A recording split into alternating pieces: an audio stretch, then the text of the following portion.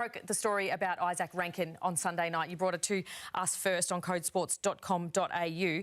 Now, I've got here that the verdict has landed, but that is actually not the case, is it? What is the latest there? Yeah, that's right. So it will go into tomorrow, and there's even a scenario where potentially Adelaide will get what the AFL believes the verdict should be, and then they might have another 24 hours to try and work through that. So Adelaide believes there are compelling extenuating circumstances tonight in regards to why they believe he should serve only a 3-week ban. So I've revealed tonight that their submission is that he was triggered by a war of words with Dan Houston.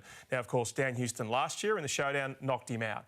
Knocked him out cold. He went off on a stretcher. Dan didn't play another game for Port Adelaide. It was a 5-week suspension. Now, the Adelaide version of events is that there was a claim made, whether it was, bring the stretcher out or something in regards to that triggered him. I'm not condoning his language after that. I'm not suggesting that it was an appropriate response for him to utter that homophobic taunt. But the Adelaide view is certainly that it was something that was instructive. Now, Adelaide's also made the case to the AFL today that a home and away suspension is in no way equitable to a final suspension, in fact, a potential full final suspension.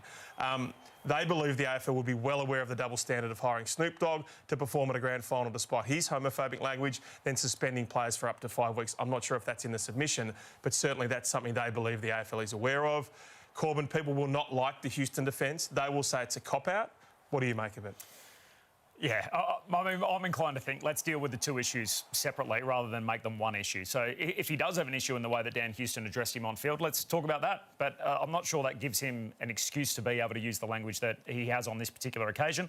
I also think the AFL have wedged themselves a little bit in this, that rather than taking an educational model, and they would argue, oh, we do education, we put a module out and everything else. They've decided to take a punitive model, which means if that's what they're going to do, and they say that we'll just keep suspending players until the behaviour corrects, well, the behaviour hasn't corrected.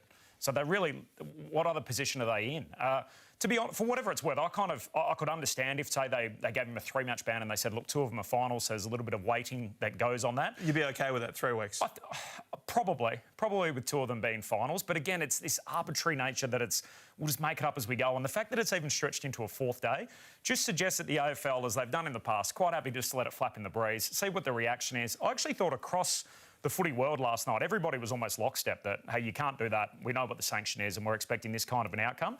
The only reason that this could be taking so long is for what you've reported tonight. And, that basically there is more negotiation happening there, which probably suggests that it's not as open and shut as what you'd expect it to be. And Adelaide's really hopeful that delay means that they are taking it seriously, not that they're just showing them, they're trying to give them indication they take it serious and then go 5 weeks anyway. So here, of course, are the suspensions from dating back from April last year. And I think the Adelaide view is that Jeremy Finlayson one, that's 3 weeks. OK, so if you strike someone 16 months ago, you strike someone today, you get 3 weeks. So why is it this escalating snowballing type model? Yeah. Okay.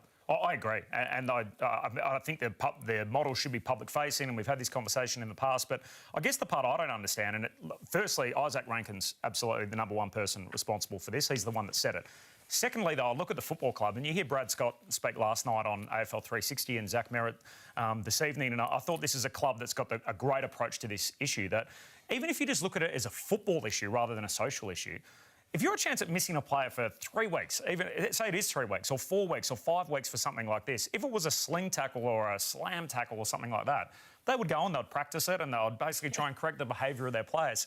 Have the Adelaide Crows put any time, any extra resources, any extra education around their group since Finlayson, since Collard, since Powell to make sure that this doesn't happen to us? So I wonder sort of how much work they've done behind the scenes, and ultimately they're the ones that are going to miss one of their key players at a big time of the year. And Izak is in a world of hurt in regards to his own personal circumstances. The club is really putting a lot of support around him. They believe he's just absolutely shattered by it, which is fair enough. So it's a really complicated picture by the AFL. As you say, if it was 3 weeks from round 1 last year, we'll all say that's okay. If this is 3 weeks right now, everyone will say the AFL has gone soft on homophobic language or anti-homophobia.